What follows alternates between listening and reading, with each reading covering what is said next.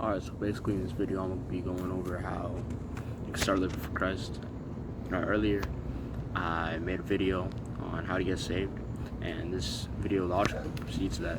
This video logically comes after that one,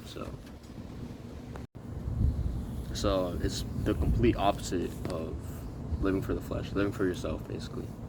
You don't want to do that, you want to live for Christ. So one of the things that I struggled with was addiction, right? And you just have to throw those away, honestly. Like, you just have to realize that you shouldn't be addicted to this, right? You shouldn't be addicted to it because it's taking time away from you, taking time away from Christ. And something you could do to replace those addictions would be to basically just replace that time that you'd be addicted to it with the word of Christ. Now, that's easier said than done, but there's a couple things that I can tell you that would help with that. One thing I do is that I usually get like a Notion document or like a Google Doc, and I write down all the consequences that would result from me being addicted to that thing. So let's say if it's alcohol, you would write down all the consequences. So let's say like you're not going to be in your right state of mind, hinders development, all that stuff.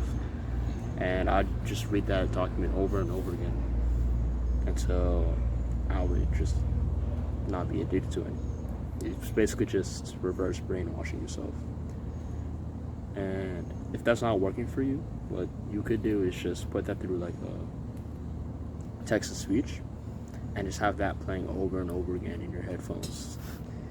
You're not going to want to hear it. Like, trust me, you're not going to want to hear it playing over and over again, but just thug it out, you feel me? Like, this is the method that I use to get rid of my addiction. You also want to get rid of anything that would lead you to that sin. So basically, in that alcohol example, you would throw away all the alcohol that's in your house. You would basically just get rid of it and throw it away in garbage.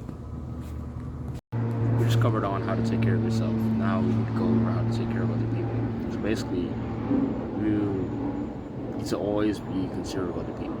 But I say that with a grain of salt because a lot of Christians are conforming to the world. They don't want to say what's right. They just don't want to. They just go with the flow. They just go with whatever the world wants them to say, which is not what you're supposed to do. You know, like, if you get called a homophobe, then so be it, bro. Like, what's like 5 seconds or like a couple of years of of persecution compared to eternity, infinity in heaven, you feel me? Jesus says that all the salt's good for is just to be thrown away and to be thrown into the pit. So, and James also says that that faith without works is dead.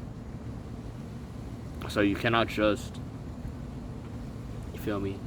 You can't just say that you're saved or watch that video and say that you're saved without having works that precede it. It's not saying that works make you saved, but this is saying that works logically follow your salvation.